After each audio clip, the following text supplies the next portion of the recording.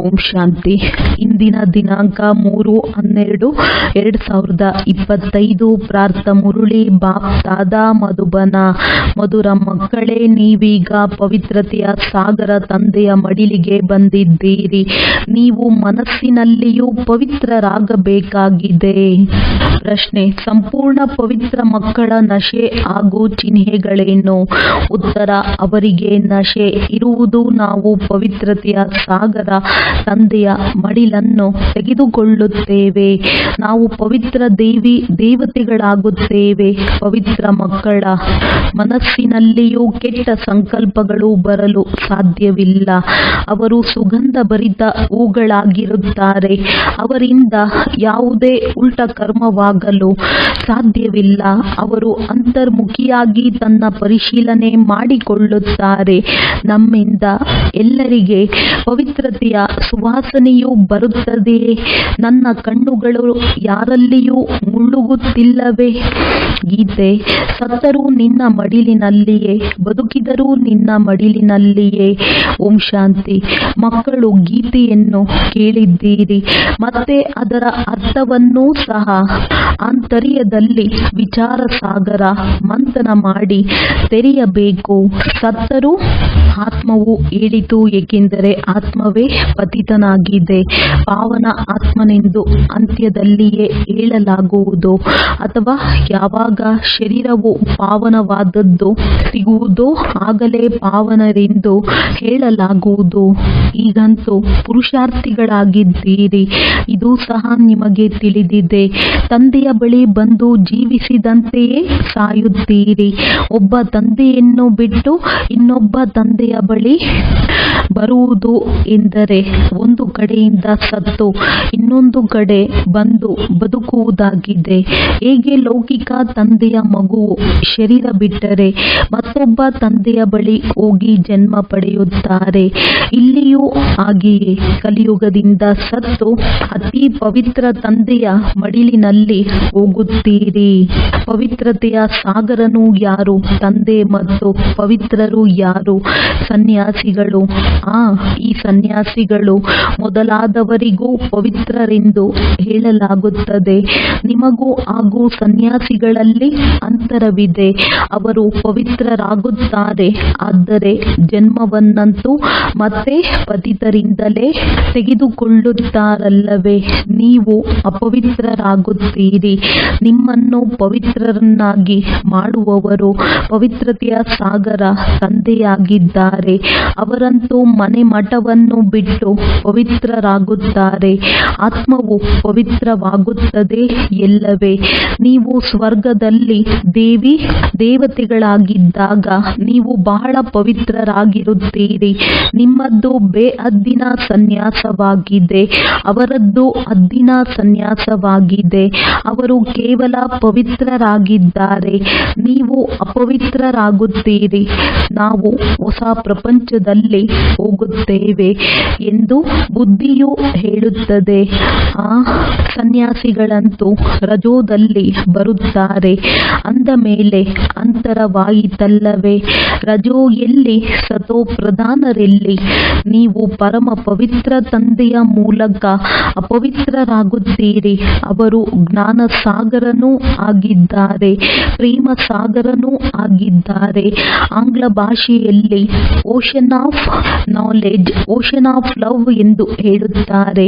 ನಿಮ್ಮನ್ನು ಎಷ್ಟು ಶ್ರೇಷ್ಠರನ್ನಾಗಿ ಮಾಡುತ್ತಾರೆ. ಇಂತಹ ಸರ್ವಶ್ರೇಷ್ಠ ಪರಮ ಪವಿತ್ರ ತಂದೆಯನ್ನೇ ಕರೆಯುತ್ತಾರೆ. ಬಂದು ನಾವು ಪತಿತರನ್ನು ಪಾವನ ಮಾಡಿ, ಪತಿತ ಪ್ರಪಂಚದಲ್ಲಿ ಬಂದು ನಮ್ಮನ್ನು ಅತಿ ಪವಿತ್ರರನ್ನಾಗಿ ಮಾಡಿ ಎಂದು ಅಂದಾಗ ಮಕ್ಕಳಿಗೆ ಇಷ್ಟೊಂದು ನಶೆ ಇರಬೇಕು. ನಮಗೆ ಯಾರು ಓದಿಸುತ್ತಾರೆ? ನಾವು ಏನಾಗುತ್ತೇವೆ? ದೈವಿ ಗುಣಗಳನ್ನು ಧಾರಣೆ ಮಾಡಬೇಕಾಗಿದೆ. ಬಾಬಾ, ನಮಗೆ ಮಾಯೆಯು ಬಹಳಷ್ಟು ಬಿರುಗಾಳಿಗಳನ್ನು ತರುತ್ತದೆ. ನಮ್ಮನ್ನು ಮನಸ್ಸಿನಿಂದ ಶುದ್ಧರಾಗಲು ಬಿಡುವುದಿಲ್ಲ. ನಾವು ಈಗ ಅತಿ ಪವಿತ್ರರಾಗಬೇಕು ಅಂದ ಮೇಲೆ ಇಂತಹ ಕೆಟ್ಟ ಸಂಕಲ್ಪಗಳು ಏಕೆ ಬರುತ್ತವೆ ಎಂದು ಕೆಲವು ಮಕ್ಕಳು ಬರೆಯುತ್ತಾರೆ. ತಂದೆಯು ತಿಳಿಸುತ್ತಾರೆ.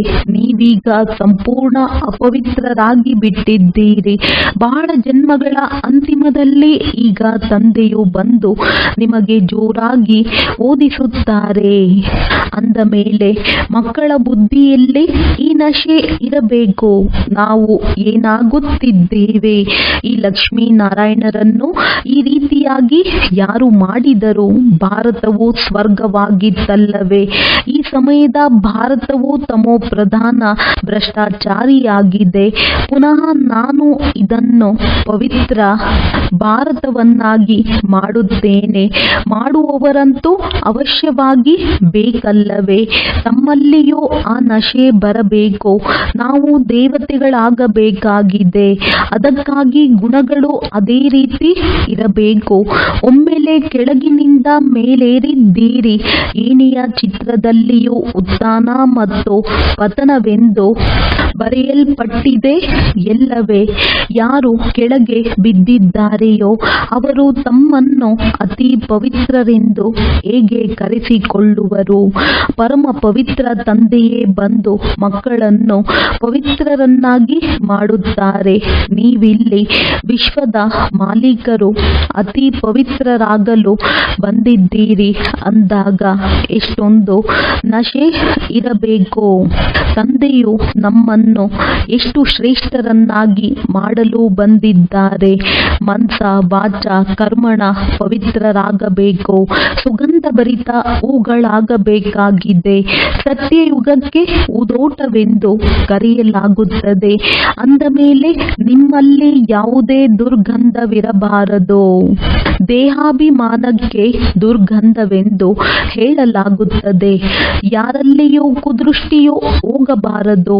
ಮನಸ್ಸು ತಿನ್ನುವಂತಹ ಮತ್ತು ಅದು ಖಾತೆಯಾಗುವಂತಹ ಉಲ್ಟಾ ಕರ್ಮವನ್ನು ಮಾಡಬಾರದು. ನೀವು 21 ಜನ್ಮಗಳಿಗಾಗಿ ಹಣ ಸಂಪಾದಿಸುತ್ತೀರಿ. ನಿಮಗೆ ತಿಳಿದಿದೆ, ನಾವು ಬಹಳ ಸಂಪತ್ತಿವಂತರಾಗುತ್ತಿದ್ದೇವೆ. ನಾವು ದೈವಿ ಗುಣಗಳಿಂದ ಸಂಪನ್ನರಾಗಿದ್ದೇವೆಯೇ ಎಂದು ತಮ್ಮನ್ನು ನೋಡಿಕೊಳ್ಳಿ. ಹೇಗೆ ತಂದೆಯು ಹೇಳುತ್ತಾರೆಯೋ ಹಾಗೆ ನಾವು ಪುರುಷಾರ್ಥ ಮಾಡುತ್ತೇವೆಯೇ? ನಿಮ್ಮ ಗುರಿ ಧ್ಯೇಯವು ನೋಡಿ ಹೇಗಿದೆ. ನೀವೆಲ್ಲಿ? ಸನ್ಯಾಸಿಗಳೆಲ್ಲಿ? ನೀವು ಮಕ್ಕಳಿಗೆ ನಶೆ ಇರಬೇಕು. ನಾವು ಯಾರ ಮಡಿಲಿಗೆ ಬಂದಿದ್ದೇವೆ? ನಮ್ಮನ್ನು ಎಂಥವರನ್ನಾಗಿ ಮಾಡುತ್ತಾರೆ? ಅಂತರ್ಮುಖಿಯಾಗಿ ನೋಡಿಕೊಳ್ಳಿ.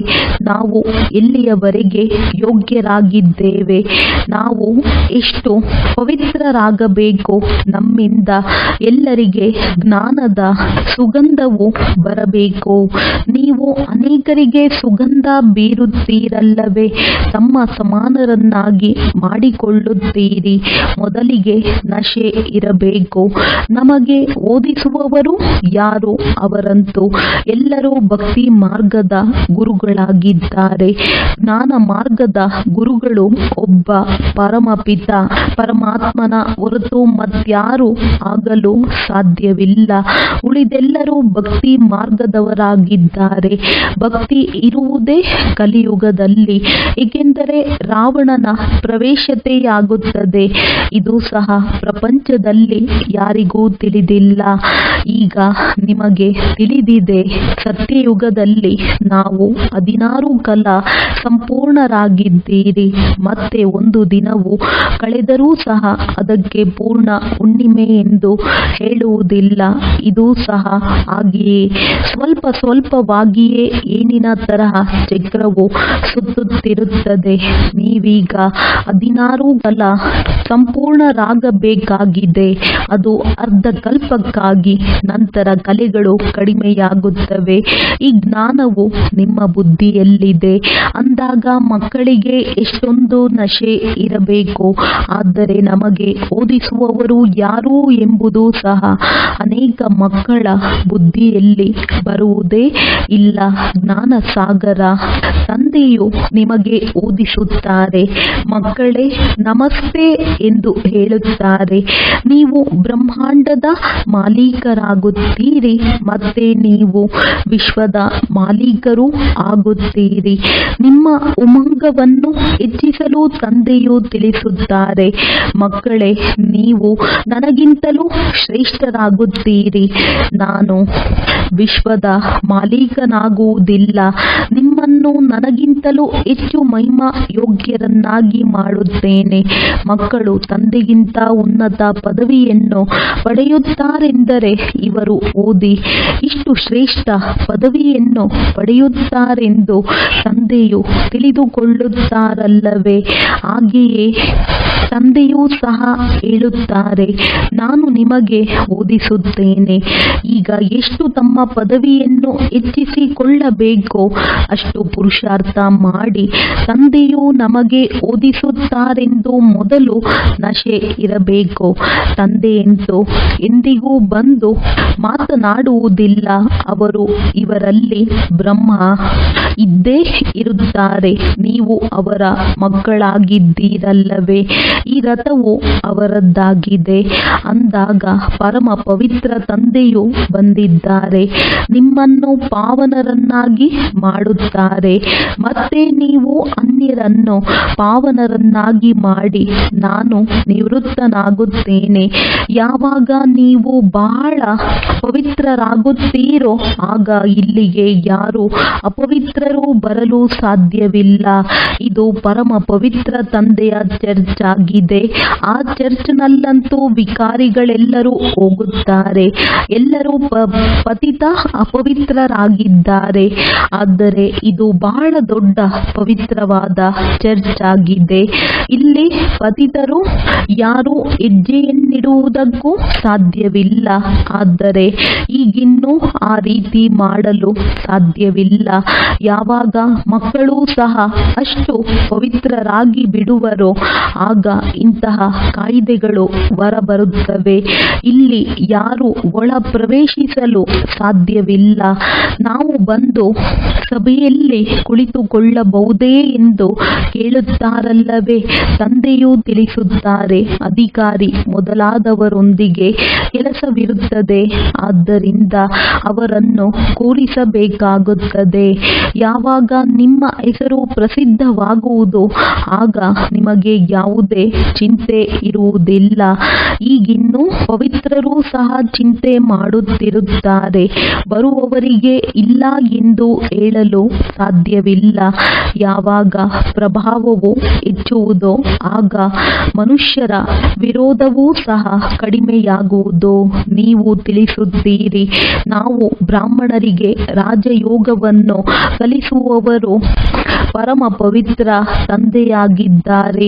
ಸನ್ಯಾಸಿಗಳಿಗೆ ಪರಮ ಪವಿತ್ರರೆಂದು ತಿಳಿಯುವುದಿಲ್ಲ, ಅವರು ರಜೋಗುಣದಲ್ಲಿ ಬರುತ್ತಾರೆ.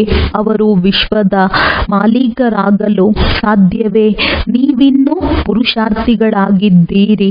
ಕೆಲವೊಮ್ಮೆ ಚಲನೆಯು ಬಹಳ ಚೆನ್ನಾಗಿರುತ್ತದೆ, ಇನ್ನು ಕೆಲವೊಮ್ಮೆ ಇಂತಹ ಚಲನೆಯಾಗಿ ಬಿಡುತ್ತದೆ.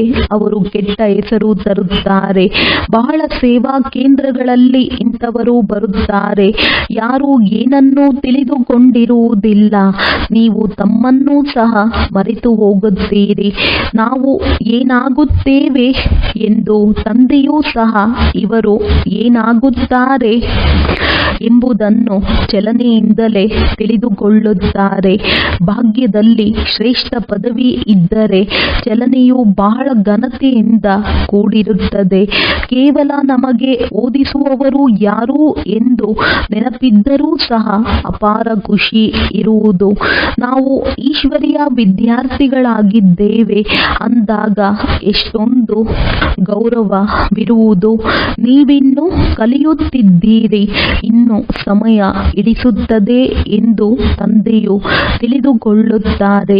ಪ್ರತಿಯೊಂದು ಮಾತಿನಲ್ಲಿ ನಂಬರ್ ಬಾರ್ ಇದ್ದೇ ಇರುತ್ತಾರೆ. ಮನೆಯೂ ಸಹ ಮೊದಲು ಸತೋ ಪ್ರಧಾನವಾಗಿರುತ್ತದೆ, ನಂತರ ಸತೋ ರಜೋ ತಮೋ ಆಗುತ್ತದೆ. ನೀವೀಗ ಸತೋ ಪ್ರಧಾನರು 16 ಕಲಾ ಸಂಪೂರ್ಣರಾಗುವವರಿದ್ದೀರಿ. ನೀವೆಲ್ಲರೂ ಸೇರಿ ಸ್ವರ್ಗದ ಗೋಪುರವನ್ನು ಕಟ್ಟುತ್ತಿದ್ದೀರಿ. ಇದು ಸಹ ನಿಮಗೆ ಬಹಳ ಖುಷಿ ಇರಬೇಕು. ಭಾರತವು ಯಾವುದು ಇಷ್ಟು ಅಪವಿತ್ರವಾಗಿ ಬಿಟ್ಟಿದೆಯೋ ಅದನ್ನು ನಾವು ಪವಿತ್ರ ಭಾರತವನ್ನಾಗಿ ಮಾಡುತ್ತೇವೆ ಅಂದ ಮೇಲೆ ತಮ್ಮ ಮೇಲೆ ಎಷ್ಟೊಂದು ಎಚ್ಚರಿಕೆ ಇರಬೇಕು. ನಮ್ಮ ಪದವಿಯೇ ಭ್ರಷ್ಟವಾಗುವಂತಹ ದೃಷ್ಟಿಯು ನಮ್ಮದಿರಬಾರದು. ತಂದೆಗೆ ಬರೆದರೆ ತಂದೆಯು ಏನು ಹೇಳುವರೋ ಎಂದು ಮುಚ್ಚಿಡುವುದಲ್ಲ. ಎಲ್ಲರೂ ಇನ್ನೂ ಪುರುಷಾರ್ಥ ಮಾಡುತ್ತಿದ್ದಾರೆ. ಎಲ್ಲರೂ ಇನ್ನೂ ಪುರುಷಾರ್ಥ ಮಾಡುತ್ತಿದ್ದಾರೆ. ಅವರಿಗೂ ಈಗ ಅಪವಿತ್ರರೆಂದು ಹೇಳುವುದಿಲ್ಲ. ಯಾವಾಗ ಪವಿತ್ರರಾಗಿ ಬಿಡುವರೋ ಆಗ ಈ ಶರೀರವೇ ಇರುವುದಿಲ್ಲ. ನೀವು ಅತಿ ಪವಿತ್ರರಾಗುತ್ತೀರಿ. ಬಾಕಿ ಇದರಲ್ಲಿ ಬಹಳಷ್ಟು ಪದವಿಗಳಿವೆ. ಅದಕ್ಕಾಗಿ ತಂದೆಯು ಬಹಳಷ್ಟು ವಿಚಾರಗಳನ್ನು ತಿಳಿಸುತ್ತಿರುತ್ತಾರೆ. ಯಾರಾದರೂ ಬಂದರೆ ಅವರಿಗೆ ಕಾಣಿಕೆಯಾಗಿ ಕೊಟ್ಟು ತೋರಿಸಿ, ಈ ಅತಿ ಪವಿತ್ರರೆಲ್ಲಿ, ಕೇವಲ ಪವಿತ್ರರೆಲ್ಲಿ. ಲಕ್ಷ್ಮೀ ನಾರಾಯಣರ ಜನ್ಮವು ಸತ್ಯಯುಗದಲ್ಲಿಯೇ ಆಗುತ್ತದೆ. ಸನ್ಯಾಸಿಗಳಂತೂ ನಂತರದಲ್ಲಿ ಬರುತ್ತಾರೆ. ಅಂದಾಗ ಎಷ್ಟೊಂದು ಅಂತರವಿದೆ. ಶಿವ ತಂದೆಯು ನಮ್ಮನ್ನು ಇಷ್ಟು ಶ್ರೇಷ್ಠರನ್ನಾಗಿ ಮಾಡುತ್ತಾರೆಂದು ಮಕ್ಕಳು ತಿಳಿದುಕೊಳ್ಳುತ್ತೀರಿ. ಆದ್ದರಿಂದ ತಂದೆಯು ಹೇಳುತ್ತಾರೆ, ಮಕ್ಕಳೇ, ನನ್ನೊಬ್ಬನನ್ನೇ ನೆನಪು ಮಾಡಿ ತಮ್ಮನ್ನು ಅಶರೀರಿ ಆತ್ಮನೆಂದು ತಿಳಿಯಿರಿ. ಶ್ರೇಷ್ಠಾತಿ ಶ್ರೇಷ್ಠ ಶಿವ ತಂದೆಯು ಓದಿಸಿ ಶ್ರೇಷ್ಠಾತಿ ಶ್ರೇಷ್ಠರನ್ನಾಗಿ ಮಾಡುತ್ತಾರೆ. ಬ್ರಹ್ಮರವರ ಮೂಲಕ ನಾವು ಇದನ್ನು ಓದುತ್ತೇವೆ. ಬ್ರಹ್ಮನಿಂದ ವಿಷ್ಣುವಾಗುತ್ತಾರೆ ಎಂಬುದನ್ನು ಸಹ ನೀವು ತಿಳಿದುಕೊಂಡಿದ್ದೀರಿ. ಮನುಷ್ಯರು ಏನನ್ನೂ ತಿಳಿದುಕೊಂಡಿಲ್ಲ. ಈಗ ಇಡೀ ಸೃಷ್ಟಿಯಲ್ಲಿ ರಾವಣ ರಾಜ್ಯವಿದೆ. ನೀವು ರಾಮರಾಜ್ಯವನ್ನು ಸ್ಥಾಪನೆ ಮಾಡುತ್ತಿದ್ದೀರಿ. ಇದನ್ನು ನೀವೇ ತಿಳಿದುಕೊಂಡಿದ್ದೀರಿ. ಡ್ರಾಮಾ ಅನುಸಾರ ನಾವು ಸ್ವರ್ಗದ ಸ್ಥಾಪನೆ ಮಾಡಲು ಯೋಗ್ಯರಾಗುತ್ತಿದ್ದೇವೆ. ಈಗ ತಂದೆಯು ಯೋಗ್ಯರನ್ನಾಗಿ ಮಾಡುತ್ತಿದ್ದಾರೆ. ತಂದೆಯ ವಿನಃ ಮತ್ಯಾರು ಶಾಂತಿಧಾಮ ಸುಖಧಾಮಕ್ಕೆ ಕರೆದುಕೊಂಡು ಹೋಗಲು ಸಾಧ್ಯವಿಲ್ಲ. ಇಂಥವರು ಸ್ವರ್ಗಕ್ಕೆ ಹೋದರು, ಮುಕ್ತಿಧಾಮಕ್ಕೆ ಹೋದರೆಂದು ಸುಳ್ಳು ಹೇಳುತ್ತಿರುತ್ತಾರೆ. ತಂದೆಯು ತಿಳಿಸುತ್ತಾರೆ, ಈ ವಿಕಾರಿ ಪತಿತ ಆತ್ಮರು ಶಾಂತಿಧಾಮಕ್ಕೆ ಹೇಗೆ ಹೋಗುವರು? ನೀವು ಈ ರೀತಿ ಹೇಳಬಹುದು. ಅದರಿಂದ ಇವರಿಗೆ ಎಷ್ಟೊಂದು ನಶೆ ಇದೆ ಎಂದು ಅವರು ತಿಳಿಯಲಿ. ಹೀಗೆ ವಿಚಾರ ಸಾಗರ ಮಂಥನ ಮಾಡಿ ನಡೆಯುತ್ತಾ ತಿರುಗಾಡುತ್ತಾ ಆಂತರ್ಯದಲ್ಲಿ ವಿಚಾರ ನಡೆಯಬೇಕು. ತಾಳ್ಮೆಯನ್ನು ವಹಿಸಬೇಕು. ನಾವು ಯೋಗ್ಯರಾಗಬೇಕಲ್ಲವೇ? ಭಾರತವಾಸಿಗಳೇ ಪೂರ್ಣ ಯೋಗ್ಯರು ಮತ್ತು ಪೂರ್ಣ ಆರೋಗ್ಯರಾಗಿದ್ದೀರಿ. ಮತ್ಯಾರೂ ಅಲ್ಲ. ಈಗ ತಂದೆಯು ನಿಮ್ಮನ್ನು ಯೋಗ್ಯರನ್ನಾಗಿ ಮಾಡುತ್ತಿದ್ದಾರೆ. ಇದು ಬಹಳ ಮಜವಾದ ಜ್ಞಾನವಾಗಿದೆ. ನಾವು ಈ ಭಾರತವನ್ನೇ ಪವಿತ್ರವನ್ನಾಗಿ ಮಾಡುತ್ತೇವೆಂದು ಅಂತರಾಳದಲ್ಲಿ ಪಕ್ಕಾ ಖುಷಿ ಇರುತ್ತದೆ. ಅಂದಾಗ ಚಲನೆಯು ಬಹಳ ಘನತೆಯಿಂದ ಕೂಡಿರಬೇಕು. ಆಹಾರ ಪಾನೀಯ ಚಲನೆಯಿಂದಲೇ ಎಲ್ಲವೂ ಅರ್ಥವಾಗುತ್ತದೆ. ಶಿವ ತಂದೆಯು ನಿಮ್ಮನ್ನು ಇಷ್ಟು ಶ್ರೇಷ್ಠರನ್ನಾಗಿ ಮಾಡುತ್ತಾರೆ. ನೀವು ಅವರ ಮಕ್ಕಳಾಗಿದ್ದೀರಿ. ಅಂದ ಮೇಲೆ ಹೆಸರನ್ನು ಪ್ರಸಿದ್ಧಗೊಳಿಸಬೇಕು. ಇವರಂತೂ ಪರಮ ಪವಿತ್ರ ತಂದೆಯ ಮಕ್ಕಳಾಗಿದ್ದಾರೆ ಎಂದು ಹೇಳುವಂತಹ ಚಲನೆಯು ನಿಮ್ಮದಾಗಿರಬೇಕು. ನೀವು ನಿಧಾನವಾಗಿ ಆಗುತ್ತಾ ಹೋಗುತ್ತೀರಿ, ಮಹಿಮೆಯೂ ಆಗುತ್ತಾ ಹೋಗುವುದು. ಮತ್ತೆ ಕಾನೂನುಗಳೆಲ್ಲವೂ ಹೊರ ಬರುತ್ತವೆ ಹೋಗುತ್ತವೆ. ಆಗ ಪತಿತರು ಯಾರೂ ಒಳ ಪ್ರವೇಶಿಸಲು ಸಾಧ್ಯವಿಲ್ಲ.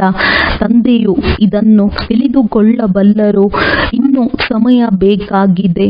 ಮಕ್ಕಳೇ, ಬಹಳ ಪುರುಷಾರ್ಥ ಮಾಡಬೇಕಾಗಿದೆ. ಏಕೆಂದರೆ ತಮ್ಮ ರಾಜಧಾನಿಯು ತಯಾರಾಗಬೇಕು. ನಂತರ ಮಾಡುವುದರಲ್ಲಿ ಯಾವುದೇ ಕಷ್ಟವಿಲ್ಲ. ಆಗ ಇಲ್ಲಿಂದ ಅಬು ರೋಡಿನವರೆಗೂ ಕ್ಯೂ ನಿಲ್ಲುವುದು.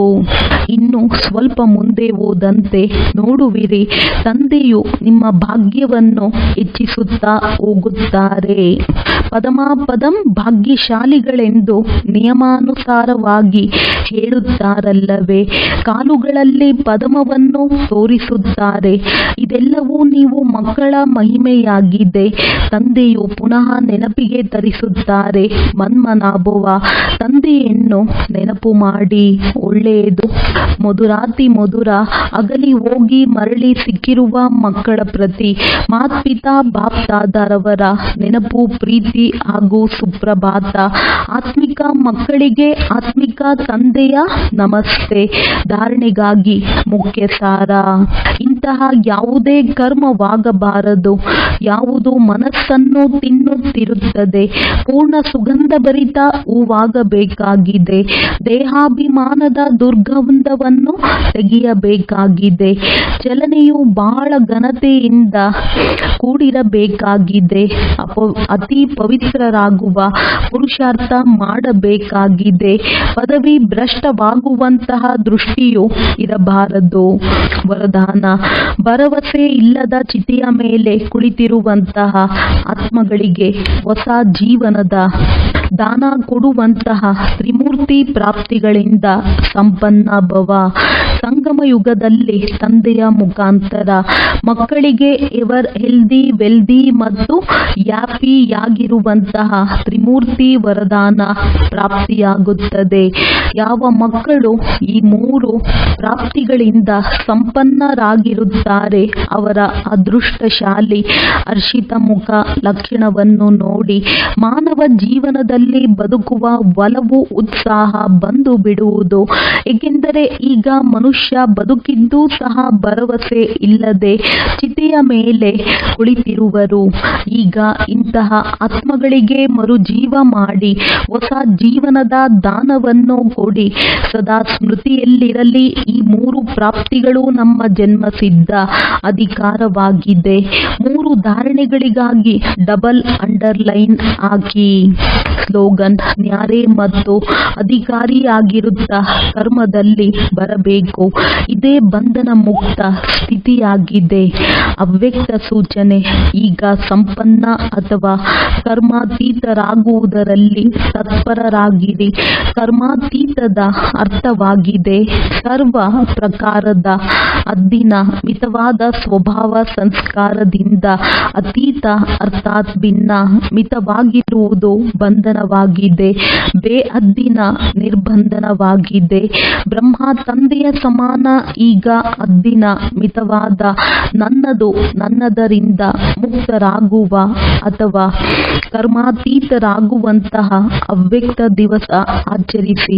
ಇದಕ್ಕೆ ಸ್ನೇಹದ ಪುರಾವೆ ಎಂದು ಹೇಳಲಾಗುತ್ತದೆ. ಒಳ್ಳೆಯದು. ಓಂ ಶಾಂತಿ. ಓಂ